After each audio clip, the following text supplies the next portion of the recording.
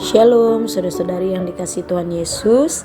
Renungan kita terdapat dalam kitab Yehezkiel pasal yang ke-8 ayat yang pertama sampai yang ke-18 dengan tema Allah benci segala yang keji. Yehezkiel pasal yang ke-8 ayat yang ke-6. Firman-Nya kepadaku, hai anak manusia, kau lihatkah apa yang mereka perbuat, yaitu perbuatan-perbuatan kekejian yang besar-besar yang dilakukan oleh kaum Israel di sini, sehingga aku harus menjauhkan diri dari tempat kudusku.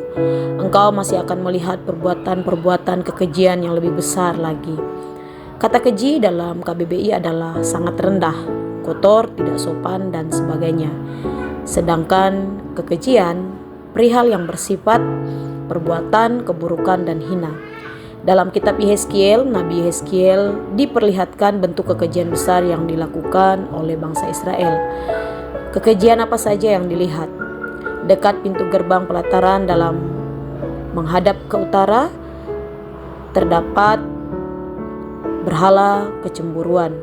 Pada lubang tembok masuk ke sebuah ruangan, bentuk kekejian yang diperlihatkan adalah gambar-gambar binatang melata dan binatang-binatang lain yang menjijikan, dan segala berhala-berhala kaum Israel terukir pada tembok sekelilingnya.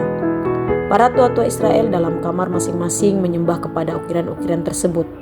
Bahkan mereka beranggapan bahwa Allah tidak ada dan meninggalkan mereka. Di dekat pintu gerbang rumah Tuhan ada perempuan-perempuan yang menangisi dewa Tamus. Dan kekejian berikutnya dibawanya Yehezkiel di pelataran dalam rumah Tuhan. Di antara balai bait suci dan mesbah ada kira-kira 25 laki-laki membelakangi bait Tuhan dan menghadap ke sebelah timur sambil sujud pada matahari. Hal ini diperlihatkan kepada Yehezkiel betapa Allah merasa jijik kepada bangsa Israel atas perbuatan keji mereka. Perbuatan yang mereka lakukan menunjukkan bahwa mereka tidak menghormati Tuhan Allah. Mereka terus melakukan hal-hal yang tidak disenangi Allah. Mereka paham bahwa Allah tidak senang atas perbuatan mereka, tetapi mereka menutup mata seolah-olah Allah tidak melihat perbuatan yang mereka lakukan. Saudara-saudari yang dikasihi Tuhan Yesus, dari renungan firman Tuhan ini kita belajar bahwa Allah membenci perbuatan keji yang secara sadar kita lakukan. Allah ingin ketika kita memutuskan hidup bersama-sama dengan Tuhan, Dia ingin kita sepenuhnya hanya bergantung kepadanya dan mengandalkan Dia.